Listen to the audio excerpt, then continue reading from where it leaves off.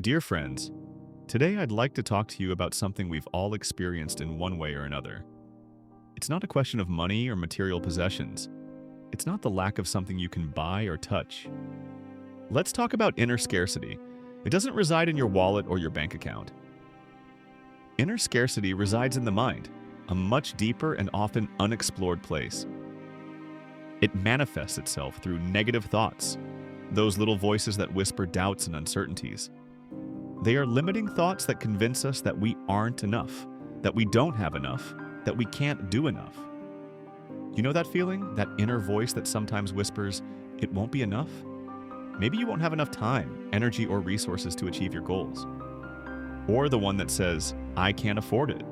Not just financially, but also in terms of happiness, success, and inner peace. It's a feeling of deprivation that goes beyond the material. And the most insidious of all, I'm not good enough.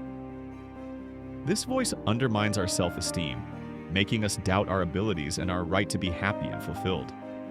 This internal scarcity, if left unrecognized, fuels a cycle of dissatisfaction.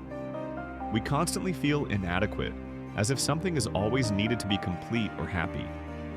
And with dissatisfaction comes fear. Fear of failure, fear of not being good enough, fear of losing what we have or not getting what we desire. It's a vicious cycle that can trap us. But there's an important truth we must understand. Inner scarcity isn't an enemy to be fought.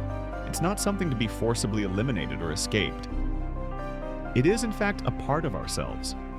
It is a component of our human experience, an aspect of our psyche that deserves our attention and, above all, our understanding.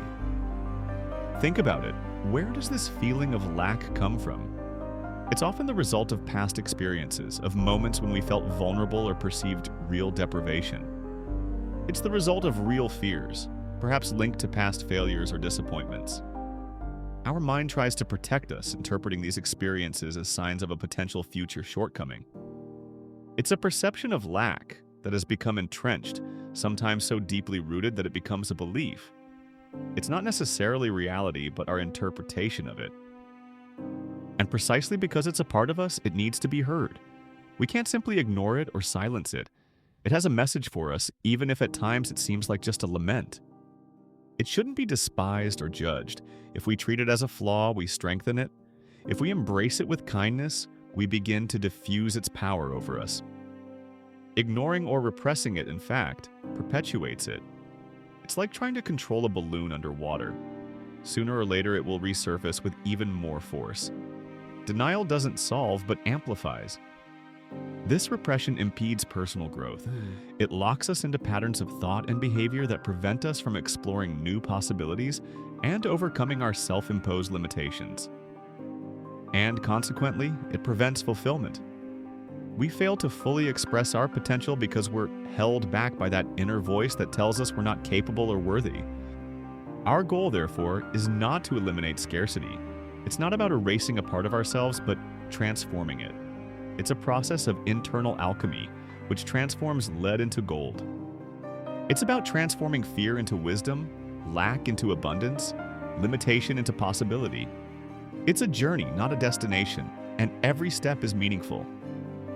This journey begins with phase 1, recognition. The first step is to become aware of the limiting thoughts that cross your mind. Listen to them without judgment. Become aware of the emotions that accompany them. Is it anxiety, frustration, sadness? Recognizing these emotions is crucial to understanding the message scarcity is sending us. Phase 2 is honoring the origin. Once recognized, we seek to understand the experiences that generated it.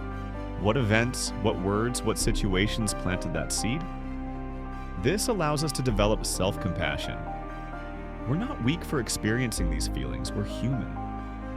Compassion is the key to unlocking healing.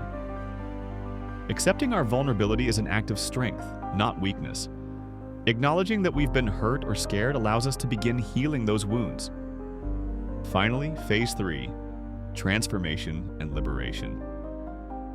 Here we learn to manage negative thoughts and challenge limiting beliefs. We don't fight them, but observe them and question them. Ask yourself, is this thought really true? Is there any evidence for or against it? You'll often find that these are just old mental habits, not absolute truths. Start cultivating a sense of internal abundance. It's not something found outside, but something built within. It's the awareness that you already have everything you need to be happy. Inner abundance is gratitude for what you have, confidence in your abilities, and awareness of your intrinsic value. It's a way of being, not of having. This process will lead you to a fuller and more satisfying life.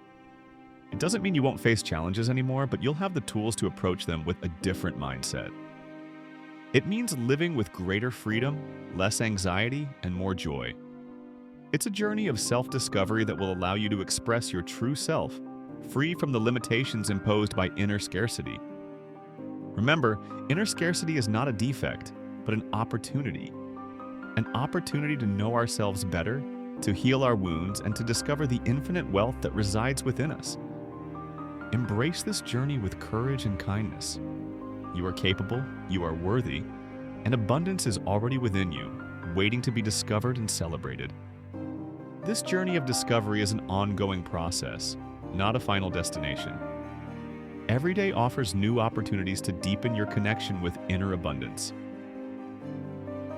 Be patient and kind with yourself along the way. Every step, even the smallest, is progress toward greater awareness and freedom.